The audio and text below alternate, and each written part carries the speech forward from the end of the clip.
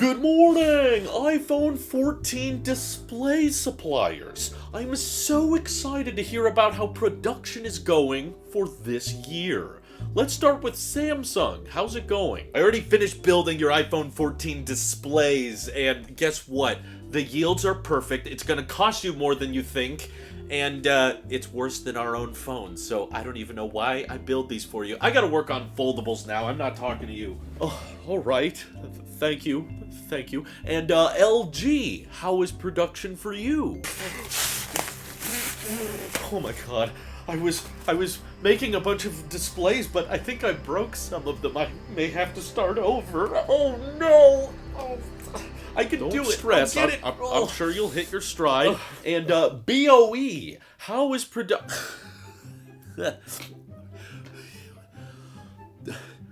Have we met before? BOE, you wanted... Stop. You wanted me to make you something, right? Yes. What did you... We asked you to build iPhone 14 displays. Remember? We had this discussion yesterday. You know, I was thinking 6.9-inch displays would be better, though. You know, because the remember, there's a 6.1-inch version. There's a 6.7-inch version. You need to build some of those OLED. You wanted how many of these things? That's a lot. Oh my god. You just keep trying. Keep trying your best. Don't give up on me now, because we can't afford to keep paying Samsung these ungodly prices every year. You call it an iPhone, but where do you put your eyes? I don't know why I expect it to change, but you will get this right.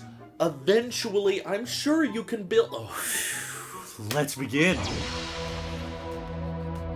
So Apple has been trying to diversify the iPhone 14 supply chain for quite some time. Kind of like I alluded to in the skit earlier, pretty much Samsung is manufacturing most of the world's OLED displays right now, and Apple has been buying those panels ever since they switched to OLED in 2017, but they've constantly been working with LG BOE, trying to get cheaper OLED panels, and we've read these same reports year after year that they tried to get more BOE panels involved, but their yields were just not reliable enough, and they couldn't build displays up to Apple standards. And that appears to be another running trend with the iPhone 14 production this year, which is potentially bad news, of course, because supply chains are already hit. There's chip shortages impacting everybody, and BOE, apparently, after signing the contract with Apple to manufacture iPhone 14 displays, actually started breaking that contract and modifying the displays with different designs that Apple was not okay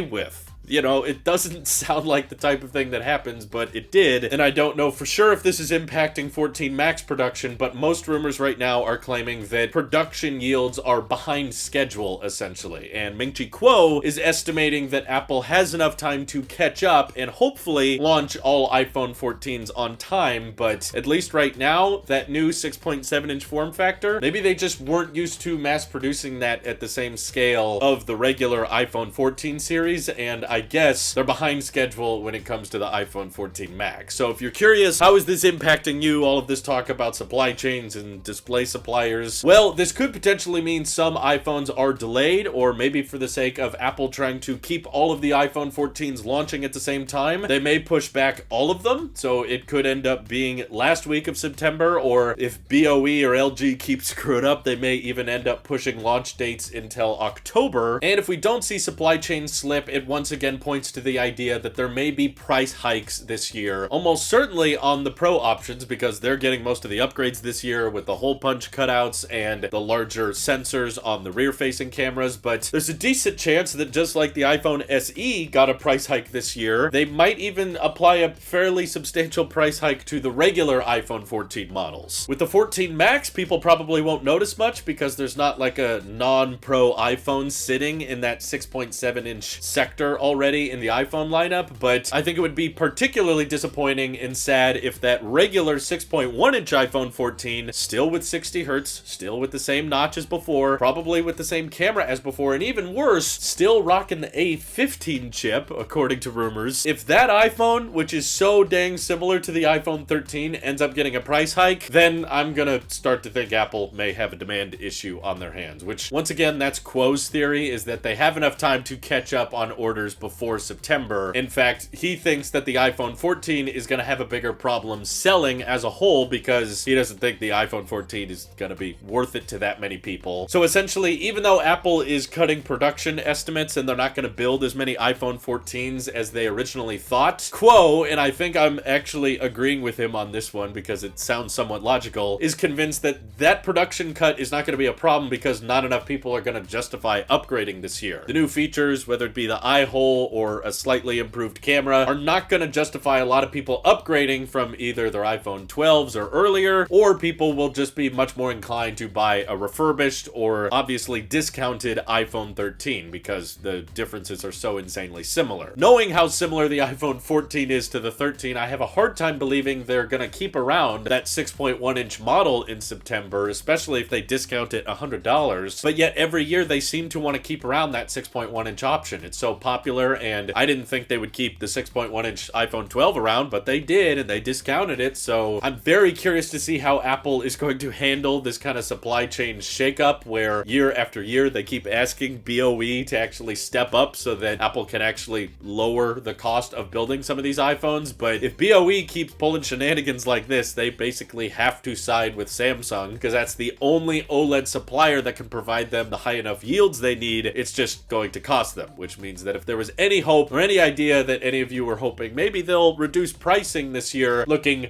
very, very unlikely. If anything, it's going to get much worse. And I think most of the people buying the iPhone 14 are going to be like, not people that interested in the new features or the new designs. It's mostly just going to be people that are like fed up with their old iPhone 8s and 7s and it's time for an upgrade. So they're like, well, if I'm upgrading, I might as well just buy the latest and greatest version. So they buy a 14 just because that's the newest thing. It's got the highest number on the Apple Store website, so they buy that one. But I'm curious if you guys think there's any hope for these phones launching on time and with reasonable pricing. Do you think BOE and LG can actually step up and compete with Samsung? We're talking about monopolies these days. You worried about Apple having a monopoly on their own app store? Let's talk about Samsung's monopoly on OLED panels, which are starting to become a pretty standard thing in all consumer electronics these days. But all that good stuff, let me know what you're thinking down in the comments below. This is your Apple Sheep here. I'll see you guys in the next one.